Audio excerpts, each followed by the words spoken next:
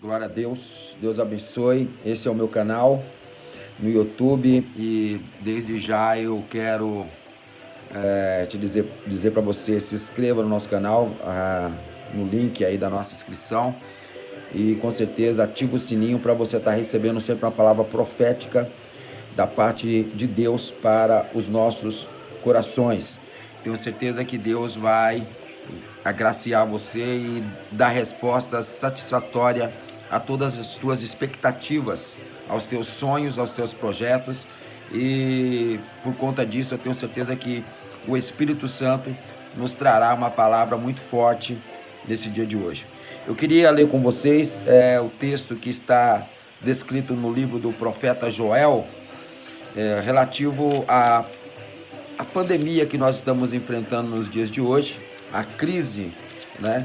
E uma provável nuvem de gafanhotos que está atingindo ou chegando, ou não sei se já chegou, está chegando, segundo o sistema meteorológico, o sistema da mídia. Mas enfim, a gente quer esclarecer alguns fatos importantes. O que isso tem a ver, pastor, com essa situação mundial atual que o mundo está enfrentando? Nós temos que entender aqui o que o profeta Joel diz no capítulo de número 1. Ele diz assim no versículo 4, o texto diz: a terrível carestia causada pela locusta e pela seca. E aí ele diz aqui, ele começa dizendo da seguinte forma: o que ficou da lagarta o comeu o gafanhoto, e o que ficou do gafanhoto comeu a locusta, e o que ficou da locusta o comeu o pulgão. No capítulo número 2, nós vemos aqui a partir do verso 18 a promessa da abundância. E aí o versículo 25 fala assim: e restituí-vos-ei os anos que foram consumidos pelo gafanhoto, a locusta, o pulgão e a aruga, o meu grande exército que enviei contra vós. E comereis abundantemente e ficareis satisfeitos, e louvareis o nome do Senhor vosso Deus, que procedeu para convosco maravilhosamente, e o meu povo não será mais envergonhado. E vós sabereis que eu estou no meio de Israel, e que eu sou o Senhor vosso Deus, e ninguém mais, e o meu povo não será envergonhado para sempre. O que eu quero dizer para você é que, biblicamente, nós entendemos que gafanhotos, quando eles surgiram no cenário da Bíblia, eles sempre trouxeram sentidos de juízos, de sentenças. Era de alguma forma Deus punindo, cobrando o conserto, Deus se apresentando de uma forma em que ele, Deus, de alguma forma queria dar avisos, ele queria dar algumas lições, instruções, aprendizados que todos nós vamos aprendendo na medida de que a gente vai se formando, vai se conscientizando daquilo que Deus tem para os nossos corações. Então vamos lá. Eu quero dizer para você que essa nuvem de gafanhoto, ela tem sim algum tipo de analogia com o sistema atual. Por quê? Porque assim como no contexto da Bíblia, quantas famílias estão agora mais empobrecidas, a crise mundial se estabilizou muito mais ainda, pessoas estão agora não só perdendo seus comércios, perdendo as suas rendas, perdendo empregos, perdendo a sustentabilidade, uma situação de conforto agora para muitos já não existe mais. Quantos perderam toda uma história, toda uma estrutura que houvera construído por conta dessa pandemia, que, segundo as Nações Unidas, deixou muito mais pobres, muito mais carentes, muito mais pessoas à beira da miséria, né? Outros as falências das empresas. É só nós olharmos aqui para o próprio país, quantas empresas mais fechadas, quantas pessoas mais desempregadas, muito mais, quantas pessoas mais endividadas. Então nós temos que entender que isso sim é um sinal de Deus para a humanidade, para o povo, para a sua igreja, de uma forma categórica. É só nós olharmos para a Bíblia que nós vamos aprender algumas coisas importantes. Mas pastor, o que eu posso esperar? Qual é a expectativa que eu posso ter diante dessa pandemia e o que isso tem a ver com essa nuvem de gafanhotos que está atravessando aí alguns continentes, chegando agora no nosso, na América Latina, no Sul, chegando aqui às terras brasileiras também. É uma passagem, é um sinal, sim, é um presságio, é Deus de alguma forma mostrando que essa pandemia que veio mundialmente, ela veio também em característica de uma nuvem de gafanhoto, para as pessoas entenderem que Deus está por trás de tudo isso. Mais ainda, é só você olhar para a Bíblia que nós vamos entender, por exemplo, quando Deus quis se apresentar para Faraó e Deus fazer todas aquelas pragas surgirem no Egito para mostrar a sua grandeza e para resgatar Israel da terra do Egito, punindo assim a Faraó e as suas divindades. A Bíblia nos fala que Deus manda uma série de pragas, mas se você olhar para o contexto, no capítulo 10 do Êxodo, você vai entender que a praga dos gafanhotos foi a oitava praga. A oitava praga que veio para destruir, veio para consumir tudo, porque Deus envia uma série de pragas e a praga dos gafanhotos era o checkmate de Deus, porque ele veio para consumir tudo aquilo que já estava extremamente acabado, destruído, as lavouras, porque anteriormente veio saraivas, veio pedras do céu, veio fogo. Então os gafanhotos veio para dar a cartada final, o checkmate de Deus. E a história diz que Deus ali, ele começa com essa oitava praga a encerrar um período de pragas naquele sentido, porque a nona praga já era a praga das trevas e depois a dos primogênitos. Então até os gafanhotos Deus estava de alguma forma punindo o Egito, mostrando para Faraó que ele é Deus e que ele tinha o poder para isso. Então quando Deus envia uma praga de gafanhotos, é Deus dando uns alertas. Ei, eu estou por aqui, eu estou no comando. Sou eu que controlo as situações. Sou eu que abro porta, sou eu que fecho porta. Sou eu que dou a lavoura, sou eu que tiro a lavoura. Sou eu que sou glorificado, sou eu que sou engrandecido. Então Deus, de alguma forma, está mostrando essa situação para Faraó. Se você olhar para o capítulo escrito por Malaquias, o profeta, no capítulo 3, o versículo 8, 9, 10 e 11, Deus ali fala de uma outra forma. Ele começa a falar que Deus enviaria os gafanhotos, que ali já tem um sentido categórico também dessa pandemia que o povo ia enfrentar. Por quê? No capítulo 3, versículo 8, Deus está falando: roubará, pois, o homem a Deus? Né? E ele está dizendo, né? Com maldição e sois amaldiçoados. Por quê? Porque vocês me roubaram. Trazei os dízimos e as ofertas à minha casa, a casa do mantimento. Então eu vos abençoarei. E por causa de vós eu repreenderei o devorador. Então existe aqui uma situação muito importante.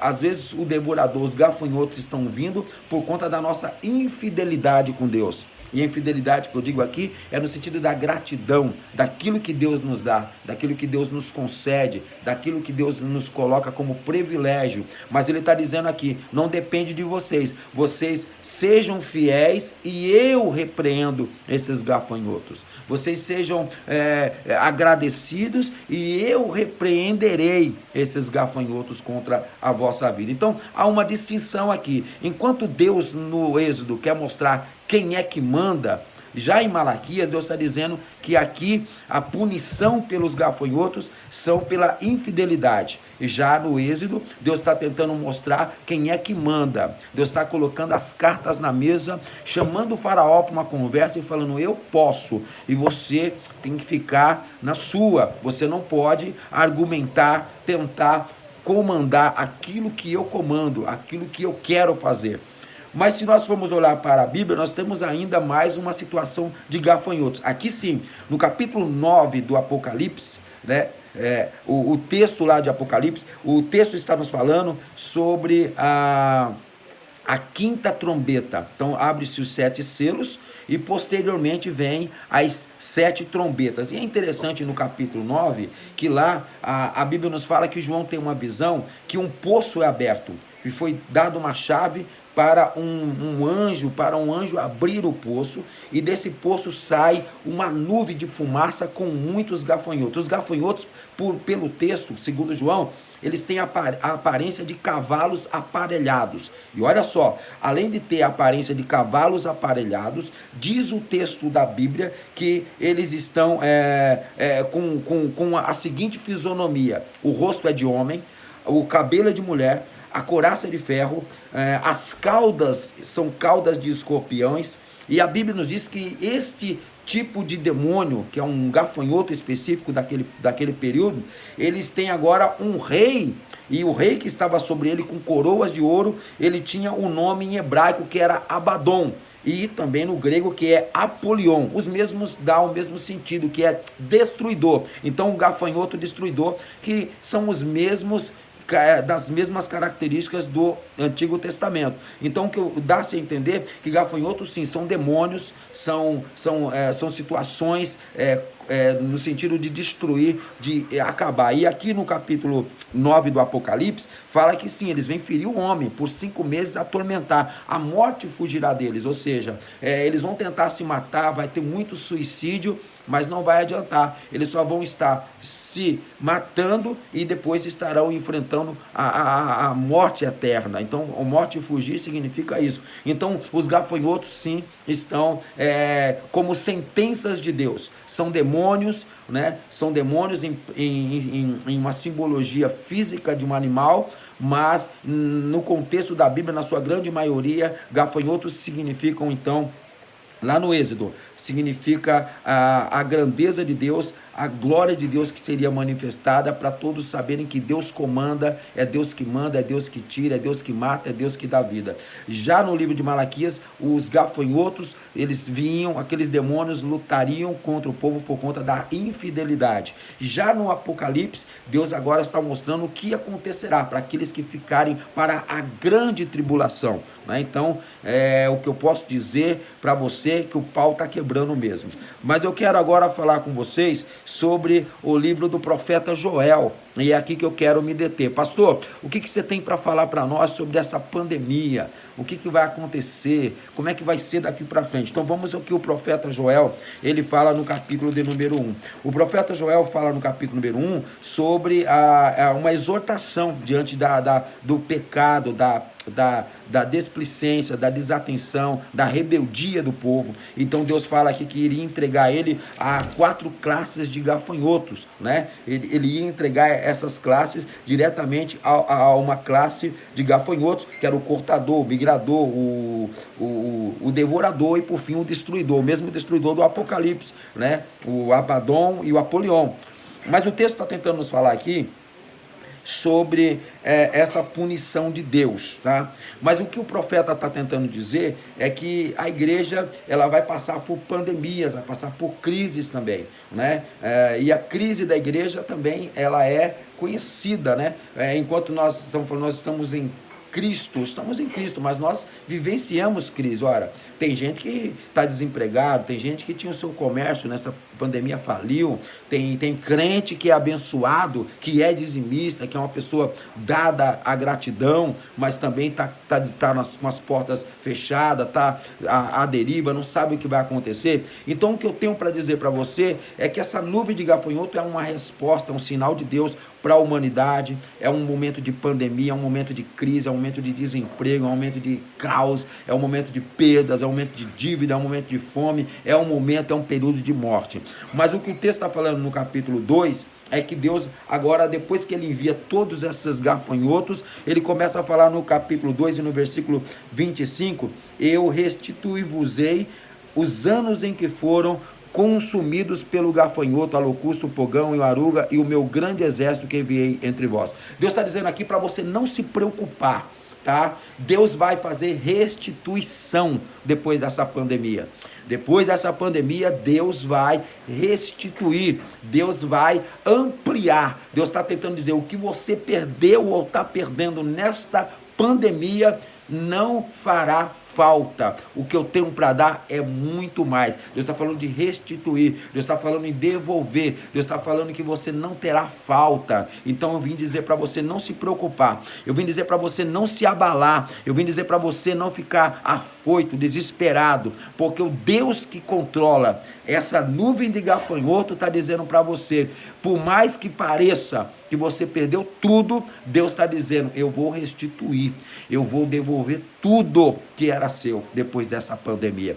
Eu vou colocar tudo que você planejou. O seu projeto continua de pé com Deus. Deus está mandando dizer isso para você confiar, para você ter fé, para você ter expectativa daquilo que Deus vai fazer na sua vida. Deus está mandando dizer para você, não temas, porque a sua vitória está garantida. Essa nuvem de gafanhoto não conseguirá apagar os planos, os projetos e as promessas de Deus na sua vida.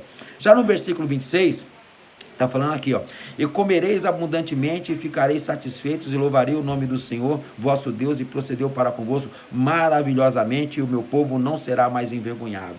Então Deus está falando aqui sobre maravilhas que vão ser feitas. É para você ficar esperto, ficar atento, fica na torre da vigilância, põe a sua fé, a sua confiança em Deus, porque Deus está preparando depois dessa pandemia maravilhas na sua vida. Você será surpreendido. Maravilhas é um alto nível de milagre. Deus está falando, vai ter coisas espetaculosas, vai ter coisas fora do normal, vai ter coisas inexplicáveis para você. Depois que essa nuvem passar, Deus vai fazer maravilhas entre vocês. Entre nós vai haver maravilhas. No versículo de número 27, diz o texto, e vós sabereis que eu estou no meio de Israel e que eu sou o Senhor vosso Deus e ninguém mais do meu povo não será envergonhado para sempre. Deus está falando aqui que haverá dupla honra. Você não será envergonhado depois dessa nuvem de gafanhoto. Essa pandemia só vai te trazer a seguinte situação: dupla honra. Você não será envergonhado. Creia, porque essa palavra é profética para os nossos corações. Amém? Não me estenderei. Clica no meu canal, entra no link, vai lá no sininho, Edson Belino, e eu tenho certeza que Deus vai abençoar a sua vida. Deus abençoe a todos. Tarde de bênção, tarde de glória, vai ter unção. Entra no nosso canal também no Instagram, tá bom? Entra lá, porque Deus vai falar com você, no Facebook também. Eu tenho certeza que Deus vai te ajudar. Deus abençoe, a paz do Senhor.